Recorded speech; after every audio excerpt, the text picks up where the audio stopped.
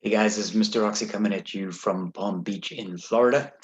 Spent the weekend in Miami. That was fun. Miami is a weird place to hang out, man. There's some interesting people there. So if you ever get a chance and you've never been, go to Miami. It's quite a blast. But anyway, I have just returned. I know there are a couple of you who have communicated with me via email and other stuff, and I haven't responded yet. I'll catch up as soon as I get a chance to do so. What I want to do is I've created sort of a short series of 5 videos covering some of my energy positions. In fact, my top 5 energy positions, and I'm going to kind of run through them reasonably quickly because I want to share it with you. And then we see how we go and see what you think of some of my picks. And you can let me know if they're interesting to you at all or not. And we can have a little discussion about that. And you can help me out. If I pick the wrong ones, you can tell me which ones to pick instead. And if I've picked the right ones, as far as you're concerned, maybe you'd like to open a position in one or two of them yourself. The first one I'm going to kick it off with is energy transfer. The guy who first drew my attention to energy transfer when I had no position in energy transfer at all was Bulldogs number one, who is obviously the Bulldogs number one fan in the entire universe. So what I did was originally when he drew my attention to it, I took a look at energy transfer. I had some spare cash from a position that I had just exited in Pfizer just prior to them launching their vaccine for the pandemic. And I thought, you know what, if I have to park some cash somewhere, I may as well park it in energy transfer because in addition to the fact that it is super cheap, it also pays a nice healthy dividend.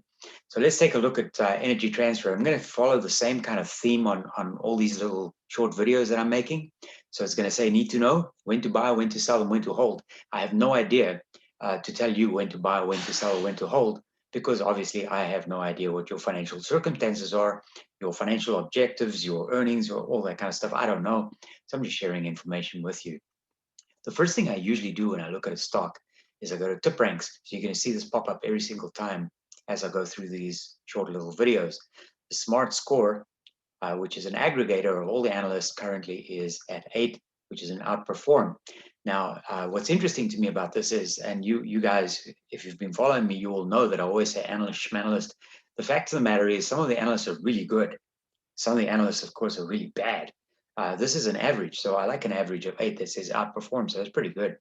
Um, but even though I mock the analysts, I look frequently at the work that they're doing, try to find the good ones and then follow them and see what it is that they're saying.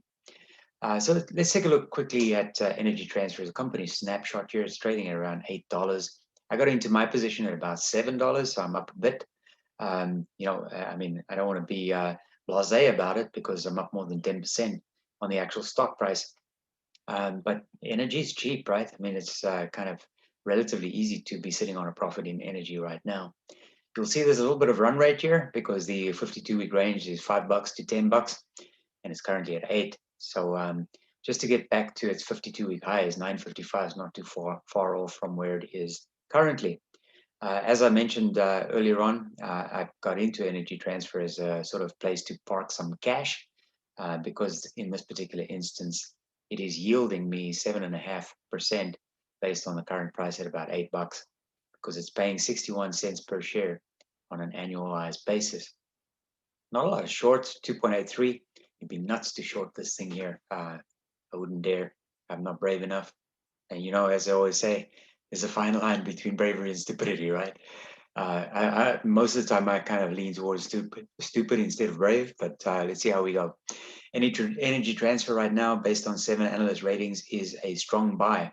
You'll see there's no holds, no sells. There's only 7 analysts covering it though. So anyway, strong buy according to those 7 analysts with a target price of $11.67. That's the average. Now, as I just said a minute ago, it's currently trading at about $8.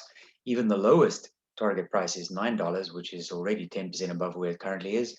But look at the high at 16. That'd be 100% upside from where it is right now over the next 12 months. Coming up, May the 10th, so just literally 2 weeks away from today, after the market is closed, 5 p.m. Eastern time, Energy Transfer is expected to announce an EPS of around 30 cents. It's an interesting estimate this because a year ago in the first quarter, Energy Transfer was negative 32 cents. So positive 30 cents is quite a turnaround. Let's see how we go.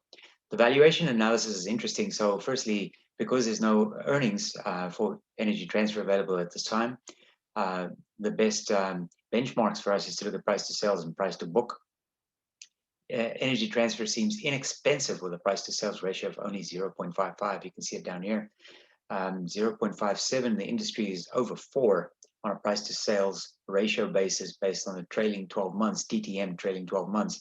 Most recent quarter, MRQ, price to book, has Energy Transfer at around 1 and the industry at about 3. So Energy Transfer is cheap. Profitability analysis. This is an interesting slide for me. I take a look at these companies on a regular basis to see sort of where they fit quarter over quarter.